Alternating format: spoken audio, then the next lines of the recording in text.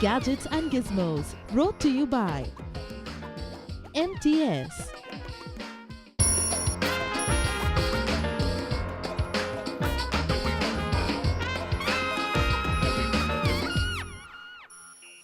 Welcome back. You're watching the Gadgets and Gizmos show with me, Siddhartha Sharma. Now, HTC came out with their flagship device called the HTC One M8 this week, which will be available in India by the end of April 2014. And Samsung could not be behind as well. They came out with the all-new flagship device for 2014. What smartphone are we talking about? Let's have a look in Bitrate.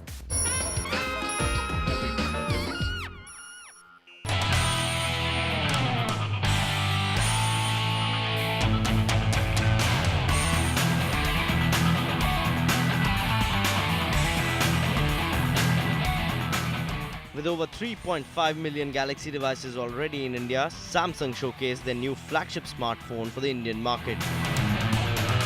Meet the all-new Samsung Galaxy S5.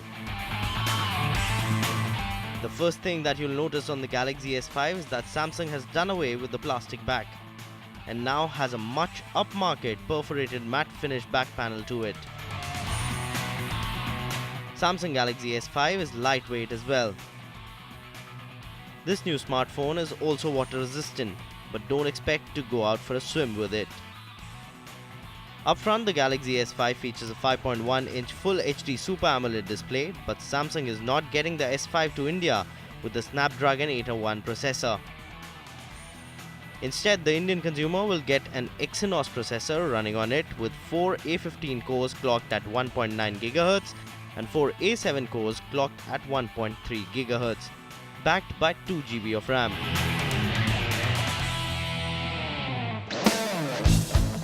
It is a powerful smartphone, but then a 2.5 GHz quad-core Crate 400 Qualcomm Snapdragon 801 processor was the one we were expecting. Anyways, the battery on the Samsung Galaxy S5 is a 2800 mAh one, and the smartphone comes loaded with a heart rate monitor as well. S5 will have color options and will only have 16 GB storage version. At the back, you'll get a 16 megapixel camera and a 2 megapixel front-facing camera as well. No announcements on the actual price, but the S5 will hit the Indian markets on April 11th and will be in the range of Rs 51 to Rs 53,000.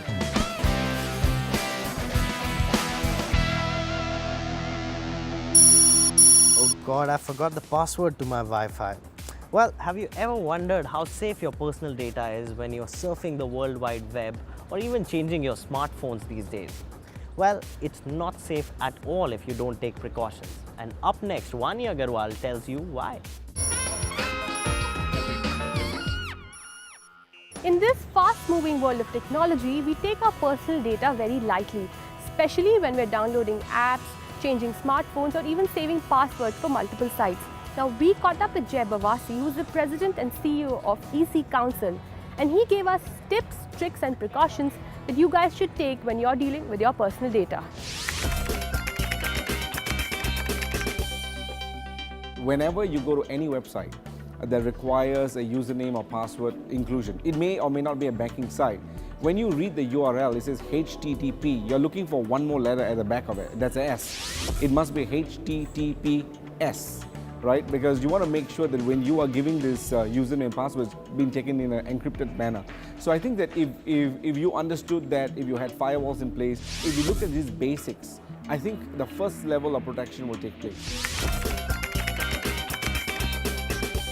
You know, the biggest problem is people tend to use the same password for multiple applications because, you know, the problem is memory. You don't want to remember. So there are two tips. A, there are a lot of softwares out there that actually store passwords for you and auto-generate an encrypted password for you. What else can you do that's easy? I would say make your password a sentence. So instead of you saying that my password is ABC123 Apple, right? Why don't you say I ran across the tree before I fell? Right? And at that point in time, instead of an A, you can replace the A with the number 4. But now you would remember each and every time a sentence, right? Or for example, I love to eat bhel puri, right? But instead of an I, you put a number 1. Now you have an alphanumeric password, is long enough, it's easy to remember, and it's not complicated. Well, when you're switching, remember whatever you do not see on your phone does not mean that it doesn't exist, right? This is the basics that you learn in computer forensics. So if you have information on your Android phone, right, you got to make sure you wipe it clean. There are many apps out there that will actually allow you. Most phones already have it as part of the factory settings that allow you to actually wipe it. And depending on the kind of phone you have, it allow you to either wipe it 7 times. So what happens is that the hard disk is actually formatted, and then they rewrite it with raw data again, and then they wipe it and they rewrite it, and that will render the data that's there useless. But if you were to just take a phone and you say, all right, I'm just going to delete it one time, and you throw it out in the market, just by using a simple software, I'll be able to recover all the data in there. Which means now your personal safety is at risk, because you might have stored some documents with your bank passwords, you might have account numbers, all that information is open to me. My recommendation to a user that has a phone that they want to hand over to a dealer is to be extremely paranoid, and the more that they format would be better for the data. But again, the lifespan of the phone is going to come down. So I would recommend that they format the phone at least 7 times before they give it away to any user out there. So what is our take back from Jai Bhavasi? Well, firstly, whenever you're making a password, it needs to be secure and lengthy. Try encrypting your data. And thirdly, whenever you're making an online transaction, it needs to be on an HTTPS website. And with that, it's time for us to say goodbye on this edition of Gadgets and Gizmos show. If you have any comments, queries or suggestions, tweet us at HLT Gizmos. You can also email us on htgg@aajtak.com. We'll see you same time, same place next week. But for all the news and updates, keep watching Headlines Today.